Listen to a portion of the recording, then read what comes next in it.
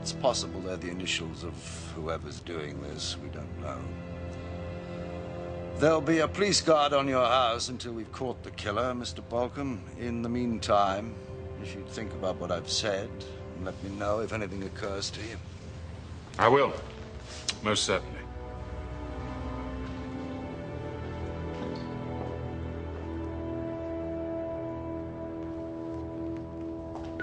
Chief Inspector, message for you from Mr. Rydale.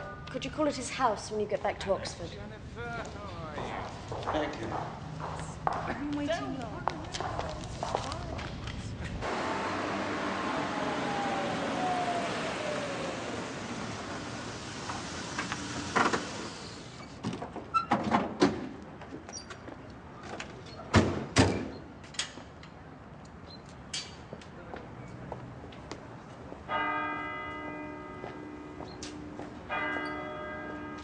When we last spoke, Chief Inspector, I was less than honest with you. Concerning what, sir? The Curzon Company was moving into Eastern Europe. They were planning a partnership with Reed Electronics. We found that out for ourselves, sir. Why didn't you tell us before? I wasn't supposed to know. Harry told me. He was against it. Asked if I'd help him prevent it. I did. But in doing so, I compromised myself professionally. How did you stop it? Harry and I found out that James was buying up Reed shares in advance of the deal. Harry was able to have him thrown out of the company. Don't you see? With James gone, Harry was able to block the deal. So Sir John fired his own son? He had no choice. It's a rule laid down by Emily's father to ensure absolute loyalty. No director can own shares in another company. It's a pretty harsh rule. James was out. The only way back for him was as sole survivor. There's no one left to run the firm but him. He must have killed them. And I drove him to it. A client came to me. He'd been asked to sell his shares in Reed. The price was more than fair. I became suspicious. That the buyer knew about the partnership with Curzon? Yes. There was an excellent chance of Reed share prices rising when the deal was announced. So I went to Harry. We discovered the buyer was James. He'd been using intermediaries, but Harry was well enough connected to get to the truth. When I went to Harry, I betrayed my client's confidence, Chief Inspector. And gave Harry a hold over you? Right. He would have used it to discredit me. Have me removed as Emily's advisor. You've been very protective of her, Mr. Rydale. Someone had to be. I've watched them destroying her year after year. You should have seen her.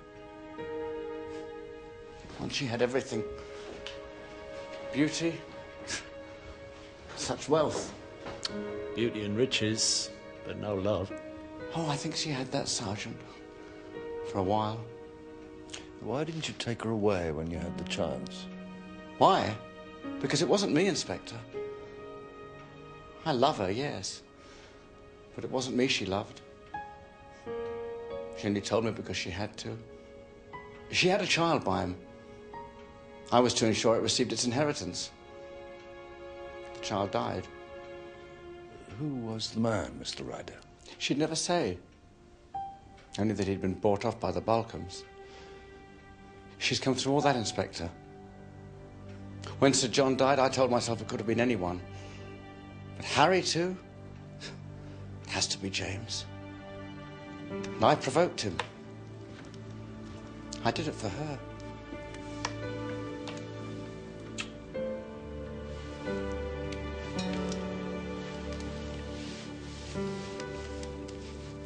You haven't been saying silly things, have you, Mummy?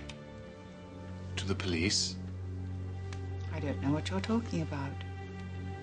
They ask me questions, and I answer them. Nothing more.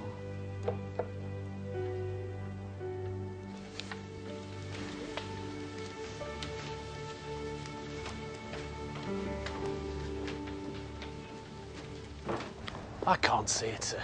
Killing his father and his brother. It makes sense, doesn't it? Yeah, but he's not stupid. He must have realised we'd find out he'd been removed from the company. But we'd have to prove that he killed them, and we can't, can we? He has everything he ever wanted. He can live with us suspecting him.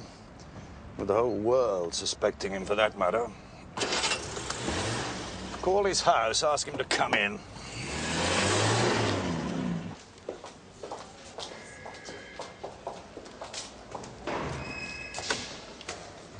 You know, we've never considered Rydale as a suspect. He loved her and hated them. Harry Balcom was his guarantee that the company would stay as it is. Why should he want to kill him? We could have talked at home, Chief Inspector. We didn't want to distress your mother, Mr. Balcom. What could you have to say that would distress her? We know you lost your position with Curzon, Mr. Balcom. Had lost, Chief Inspector. With Father and Harry gone, I now have complete control. Every cloud has a silver lining. Does it? Or do you think it's more?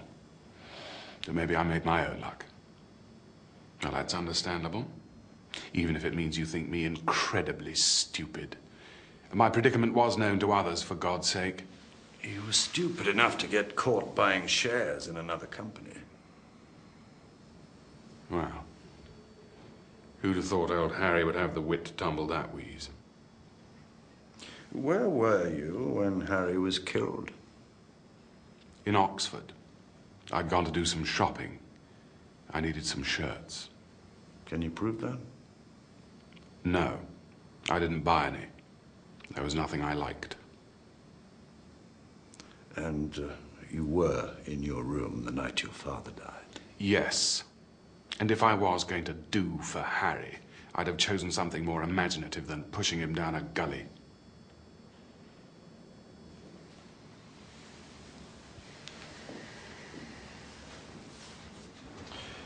Your brother still has to be formally identified. I wonder, would you do that for us?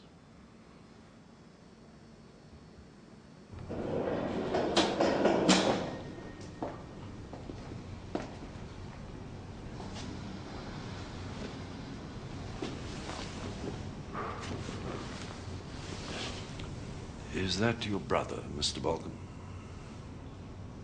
Yes, that's him. Thank you.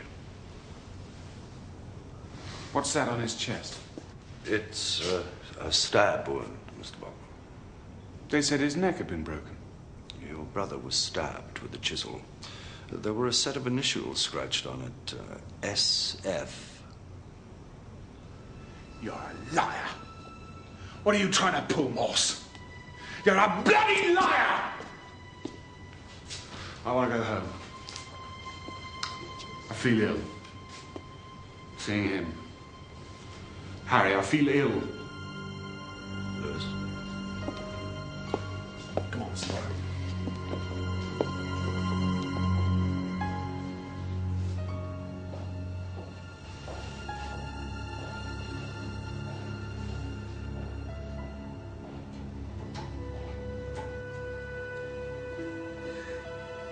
Do you think he did it, Morse? No. No, I don't. Then you know we can't hold him. Yes. But he knows something about the weapon that killed Harry. I know he does. I agree. He reacted so wildly when he saw the stab wound. That's not like him to... Of course he did. It was in the middle of his brother's chest. And that's what his lawyer will say.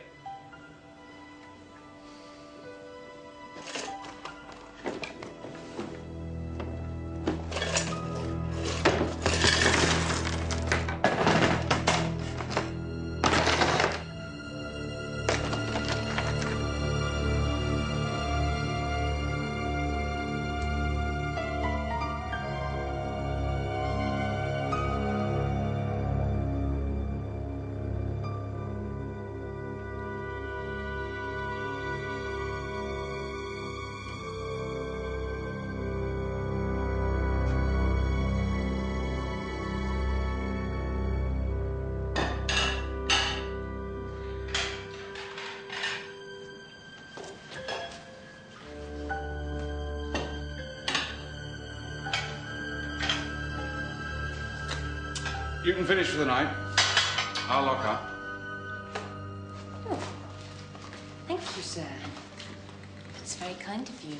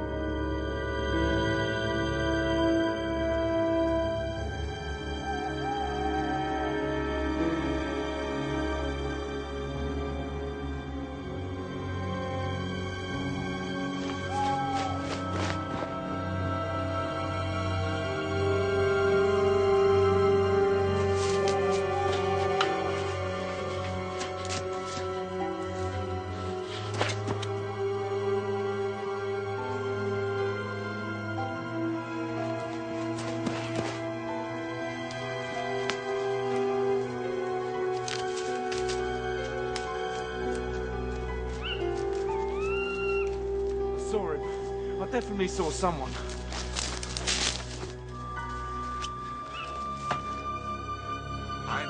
1, 2, 3, 4, 5, 6, 7, 8, 9, 10.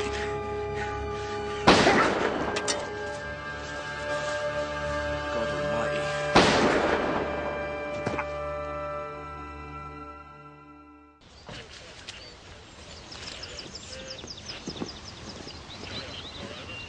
Is he dead? Shot twice, sir. Is he dead? Yes, sir, he's dead. What's going on? What the hell is happening here? You all right, sir? What? Yes, I'm all right. Sir? He was followed into the woods by 2 of our constables. I've already had a word with them. Well, they were here. They saw this. Not exactly. Excuse me, sir. Thank you. Yeah. On a tape. Take up the screen. Oh, can you move the tape there? Yeah. He was spotted leaving the house. No, careful. Our blokes followed him into the wood, but they lost him. Fine. Yeah, great. And they heard the shots, ran in this direction, found him here. You got enough tape there? They found a spade beside the body, sir. You say they lost him? How? There's been dozens of paths from the house to this place. Then the killer couldn't know which path he'd take, could he? Balcom was coming here, Lewis, to this place. That's what the killer knew, and he waited here. The constables say if Balcom brought that spade. They weren't sure, sir. They said he might have been carrying something. I want this area dug up, Lewis. Well, all of it? As much as it takes. Well, what are we looking for? Whatever Balcom was looking for. Where is Morse? He's put a call through, sir. He's gone to see Lady Balcom. What? Isn't he at the scene of the crime? No, sir. He left the men digging. Digging? Lady Balcom, before James died, I asked him if he could think of anyone who might be doing this. Please, can you? They hurt so many people, I wouldn't know where to begin. This is very important. He might be planning to kill again. If I could help, I would. But I can't. You must think me a hard and insensitive woman, Chief Inspector. My husbands and sons are dead. Yet I shed no tears. Nor shall I. All 3 were strangers to me. I can have Lorraine bring us some coffee, if you'd like. Not now, thanks. They were horrid boys. And he was disgusting. He never loved me, you know. Never. Even when we were young, he never kissed me, never was gentle, never tender. It was like the beasts in the fields. And he shaped my boys in his own image. He took my babies from me. Long before all this happened. You're sure about coffee? We can have some cake. And you can help me celebrate. Celebrate? Celebrate what? I'm leaving this place, Sergeant. This was his house. I'm going abroad to start a new and happier life. And the company? I'm going to sell it. I should have done so years ago. But he said he'd have me certified if I tried. And he would have. But he's not here now. None of them are. I'm free to do as I please. Isn't that wonderful, Chief Inspector?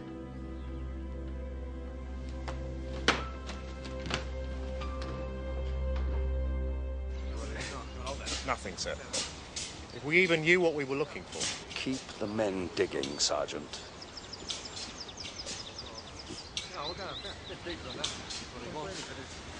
Sergeant. Chief Inspector! Mrs. Cliff.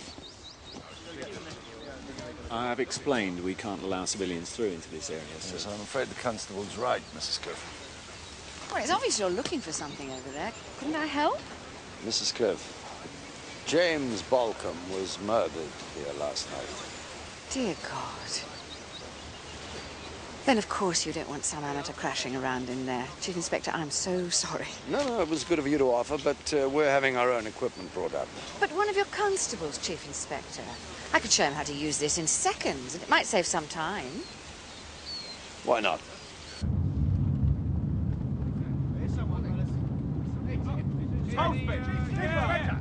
Quickly, for God's sake, get us out of here, quickly!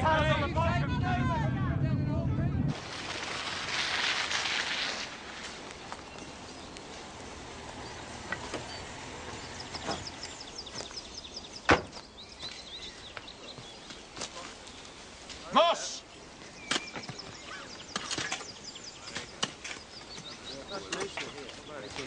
What's going on? They're digging holes. You have my men digging holes. Yes, sir. What is it we're looking for exactly? I'm not sure. There are no dogs. These men have no equipment. I thought this might save us some time. We have technology, Morse. We have machines for this. God. It's not enough that we're allowing wholesale slaughter on our patch. Now we look like amateurs. Sir, there's something in here. And dig it up, for God's sake, dig it up.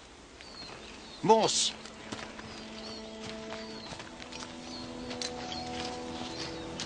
You've got a break, Morse. Is this a break for us? I don't think we're there yet, sir, no.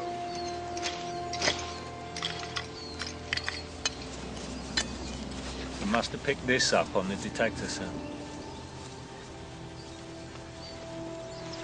Who is that, Morse? I've no idea, but I'll wager his initials were SF. What you brought me, Morse, is the remains of a male, 6 feet in height, probably 20-odd years in the ground. From the condition of the bones, I'd say he wasn't an old man, but I can't be precise about his age yet. Could you tell us how he died, sir? That's for pathology, Sergeant. But however it was violent. His skull's been crushed, fractures to both arms and on one leg. 2 fingers snapped. Have you had time to look at his clothes? Yes. And guess what I found? I don't have time to guess. There were traces of sandstone, Morse. All sorts of stone. At last, Lewis, we're getting somewhere. If we've got his initials, or we've got his trade, he might have been reported missing. Let's just hope that he was. Where are we now? 1972.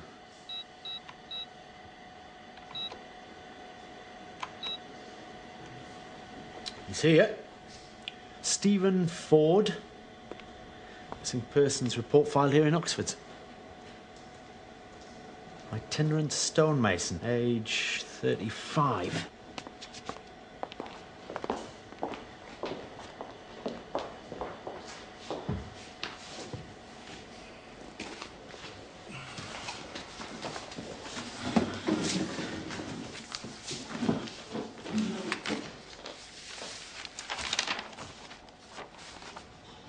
He was reported missing by his brother, Robert Ford, 15 Weller Road, Nottingham.